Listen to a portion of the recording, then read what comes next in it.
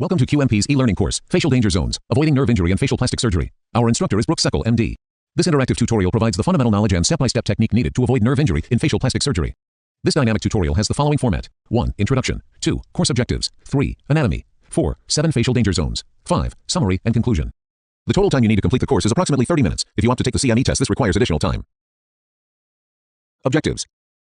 After completing this learning session, you should be able to identify pertinent anatomy related to the face, identify each of the 7 facial danger zone locations, boundaries, and associated nerve branches, discuss the operative approach and incision planning for each zone, describe the possible complications and problems that result from nerve injury for each zone. The 7 facial danger zones. In the course of facelift surgery that is more aggressive, with deeper facial dissection, the peripheral nerves of the face are more often exposed, lying closer to the plane of dissection. These nerves are therefore more likely to be injured. Injury to one of the facial nerve branches creates a catastrophic and occasionally irreversible facial deformity. A keen and thorough understanding of the location of these nerves is important if injury is to be avoided. The face is divided into 7 facial danger zones based on known anatomic locations of branches of the peripheral nerves of the face and the sites where they are most susceptible to injury in the course of facial dissection. In this course, each of the 7 facial danger zones will be discussed individually. For each zone, the consequences of injury to the nerve will first be discussed, followed by the anatomic borders of the facial danger zone. Last, the techniques for safe surgical dissection will be discussed. Anatomy. The muscles relative to the danger zones are highlighted. Platysma muscle, sternocleidomastoid muscle, depressor anguli oris muscle, masseter muscle, frontalis muscle, orbicularis oculi muscle, corrugator muscle, procerus muscle, zygomaticus major and minor muscles, levator labii superioris aliqui nasi muscle. Superficial musculo-aponeurotic system anatomy. The superficial musculo-aponeurotic system, or SMAS, is a single tissue layer continuous with the temporoparietal fascia superiorly and the platysma inferiorly. It is intimately related to the overlying subcutaneous fat and skin by fibrous attachments. The nerve pathways and related structures of the face. The great auricular nerve emerges from beneath the sternocleidomastoid muscle to travel superficially. It divides into posterior and anterior branches. The temporal branch of the facial nerve emerges from beneath the parotid gland, running underneath the surface of the temporoparietal and SMAS. It travels at the level of the zygoma on its way to innervate the frontalis muscle. The marginal mandibular branch of the facial nerve passes anteriorly through the platysma, traveling superiorly to the depressor anguli oris muscle. The zygomatic and buccal branches of the facial nerve are superficial to and rest on Bichat's fat pad and interconnect freely. The zygomatic branches are most superficial, just before running underneath the superior portion of the zygomaticus major muscle, near the muscle's origin from the zygoma. In most patients, a small branch from the superior ramus of the zygomatic branch runs above the zygomaticus major muscle to innervate the inferior portion of the orbicularis oculi. The supraorbital and supratrochlear nerves are branches of the first division of the trigeminal nerve, cranial nerve 5. The supraorbital nerve runs deep to the corrugator muscle. The supratrochlear nerve courses through the muscle. The infraorbital nerve is a branch of the second division of the trigeminal nerve, cranial nerve 5. The mental nerve is a sensory branch of the third division of the trigeminal nerve, cranial nerve 5. Facial danger zone 1. Facial danger zone 1 includes the great auricular nerve. Injury. Permanent injury to the great auricular nerve results in numbness or painful dysesthesia of the lower 2/3 of the ear and adjacent neck and cheek skin. Plication of the platysma SMAS to the mastoid fascia with a non-absorbable suture can result in compression of the nerve, causing painful dysesthesia of the ear. Anatomic location of zone 1. To identify zone 1, the patient's head is turned to the opposite side, and the sternocleidomastoid muscle is palpated. A straight line is made from the caudal edge of the external auditory canal to a point 6.5 cm below on the midpoint of the muscle belly.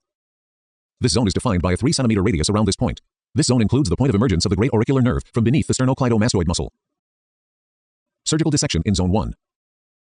Facial danger zone 1 lies posterior to the SMAS. After the postauricular incision is made, dissection begins superficially, just deep to the subcutaneous fat. This fat is thin and superficial to the deep cervical fascia and the sternocleidomastoid muscle.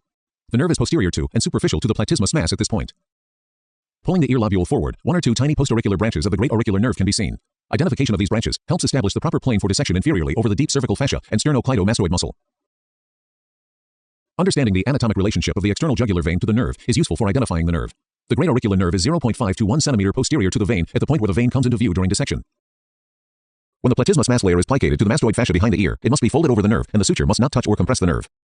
When the platysma SMAS layer is plicated in the cheek and anterior neck, eliminating the need for posterior plication over the mastoid area, a possible compressive neuropathy of the great auricular nerve is avoided. Facial danger zone 2. Facial danger zone 2 includes the temporal branch of the facial nerve. Injury. Injury to the temporal branch of the facial nerve causes paralysis of the frontalis muscle. The involved side of the forehead becomes paralyzed, resulting in ptosis of the brow, asymmetry of the eyebrows, and an asymmetrical lack of animation to the forehead. The orbicularis oculi muscle is typically unaffected because it receives dual innervation by the temporal branch and the zygomatic branches inferiorly. Anatomic location of zone 2.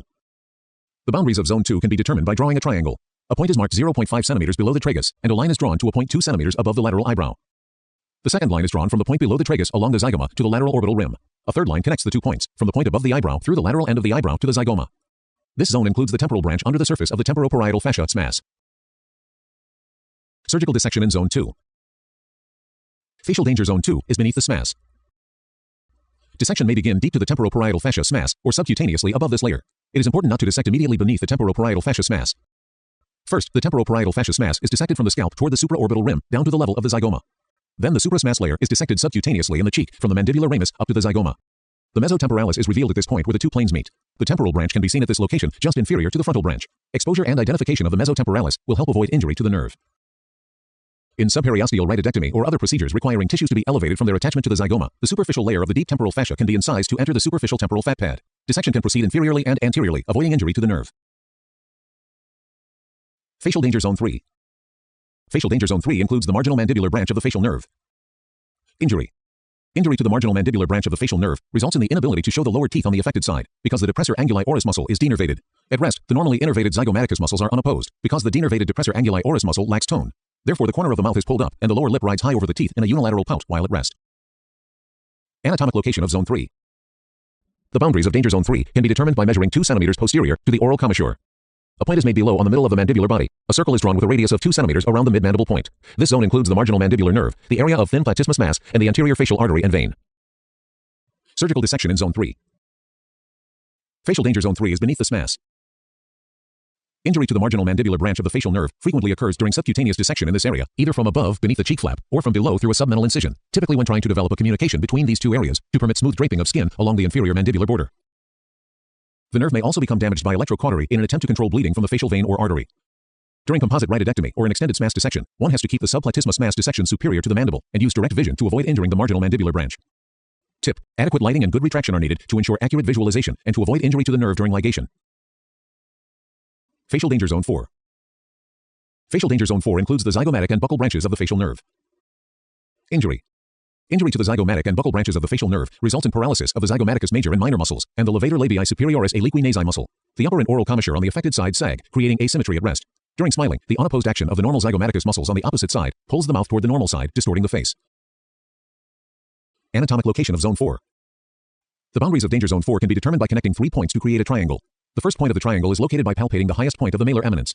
The second point is determined by palpating the posterior border of the mandibular angle. The third point is placed over the oral commissure.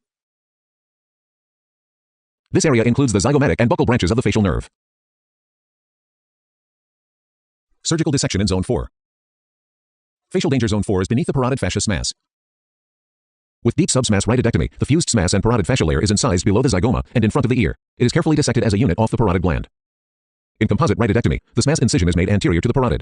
The platysmus mass branches are elevated using vertical spreading technique. This maneuver is probably best left to more experienced surgeons because an initial incision that is too deep could cause a Zone 4 nerve injury. With either technique, once the anterior border of parotid gland is reached, the scissors can be turned in a vertical spreading motion to dissect the SMAS off the zygomatic and buccal nerve branches, masseter muscle, parotid duct, and Bichat's fat pad. The zygomatic branches are most superficial, just before running underneath the superior portion of the zygomaticus major muscle, near the muscle's origin from the zygoma. Most patients have a small branch from the superior ramus of the zygomatic branch that runs above the zygomatic major muscle. This small branch innervates the orbicularis oculi. It can be easily disrupted in the course of dissection. However, the orbicularis oculi muscle receives innervation from the temporal branch of the facial nerve as well. Therefore, full orbicularis oris palsy is unusual. The platysmus mass is pierced at the lateral border of the zygomaticus major muscle, and the dissection is carried into the subcutaneous plane superficial to the muscle to disrupt the connections of the SMAS to the nasolabial fold, and to free the ptotic cheek fat pad for redraping superiorly and laterally. Facial Danger Zone 5. Facial Danger Zone 5 includes the supraorbital and the supratrochlear nerves. Injury. Injury to the supraorbital and the supratrochlear nerves results in numbness and painful dysesthesia of the medial forehead, scalp, upper eyelid, and nasal dorsum. Anatomic location of Zone 5. The boundaries of Danger Zone 5 can be determined by identifying the supraorbital foramen, which can be palpated along the supraorbital rim, usually directly above the mid-pupil. After this point has been marked, a circle with a radius of 1.5 cm is drawn around the point. This area includes the supratrochlear and supraorbital nerves. Surgical dissection in Zone 5. Facial Danger Zone 5 is anterior to the SMAS. Injury to the supraorbital and supratrochlear nerves often occurs when a coronal brow lift is performed alone or in conjunction with a lower facelift. When a coronal brow flap is dissected, the subtemporoparietal fascia SMAS or subperiosteal plane is entered, and then the coronal flap is turned down by means of electrocautery or sharp dissection. The undersurface of the coronal brow flap is observed, specifically the underside of the temporoparietal fascia SMAS layer in this region, for the supraorbital nerve and the accompanying vascular pedicle, which is prominent near the junction between the lateral third and the middle third of the coronal brow flap. When approaching the supraorbital rim, care is taken to avoid injury to nerves as they exit the foramina. When excising a thin layer of frontalis muscle during dissection, attempt to leave an island of temporoparietal fascious mass and frontalis muscle with the accompanying nerve and vessel intact at the junction of the lateral and medial third of the coronal flap on each side. Only this mass and frontalis muscle should be excised. Caution is required to avoid injury to the supratrochlear nerve in the course of dissecting the corrugator muscles. This nerve runs within the fibers, although in some cases it may be impossible to preserve. Facial danger zone 6. Facial danger zone 6 includes the infraorbital nerve. Injury. Injury to the infraorbital nerve results in numbness of the lateral nose, cheek, upper lip, and inferior eyelid. The numbness can interfere with a patient's ability to eat. In a worst case, a painful neuroma may cause symptoms resembling tic douloureux. Anatomic location of zone 6. The boundaries of zone 6 can be determined by approximating the infraorbital foramen. This can be done by identifying the mid-pupil and the second mandibular premolar along a vertical line running from the supraorbital foramen. A point on the anterior maxilla, 1 cm below the infraorbital rim, is palpated along this line to approximate the location of the infraorbital foramen. A circle with a radius of 1.5 cm is drawn around this point. This area includes the infraorbital nerve. Surgical dissection in zone 6. Facial danger zone 6 is anterior to this mass. During a subcutaneous or subsmass facelift, the nerves are unlikely to be injured. However, an extended subperiosteal facelift involves dissection of the subperiosteal plane on the anterior maxilla. Therefore, infraorbital nerve injury may occur. Additionally, this nerve may be injured in the course of rhinoplasty, injection of local anesthetic, and mid-face advancement surgery.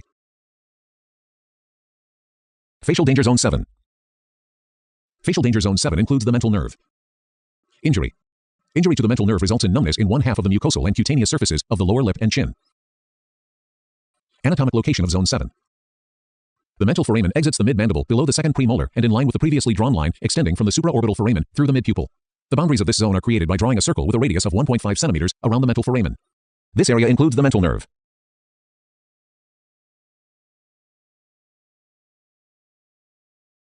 Surgical dissection of zone 7. Facial danger zone 7 is anterior to this mass. Injury to the mental nerve occurs most commonly in the course of chin implantation surgery, when dissecting a subperiosteal or preperiosteal plane through a buccal or submental incision. This procedure is performed medial to the foramen. Conclusion and summary. The 7 facial danger zones are summarized. Danger zone 1. Danger zone 2. Danger zone 3. Danger zone 4. Danger zone 5. Danger zone 6. Danger zone 7. If the subcutaneous plane is dissected with no penetration to this mass layer, then it should be impossible to damage the motor branches of the face. The zygomatic, buccal, and temporal branches of the facial nerve are closer to the planes of dissection for techniques that involve extended dissection beneath the mass layers in the cheek and the temporoparietal fascious mass in the forehead. Nerve injuries may occur more frequently by less experienced surgeons adopting these new techniques, especially in zone 4 and zone 2. Additionally, subperiosteal face lifting with elevation of the periosteum of the anterior maxilla carries a higher risk of zone 6 infraorbital nerve injury. It is hopeful that popularization of these advanced techniques will stimulate a renewed interest in the detailed anatomy of peripheral nerves in the face, and that significant nerve injuries will be avoided.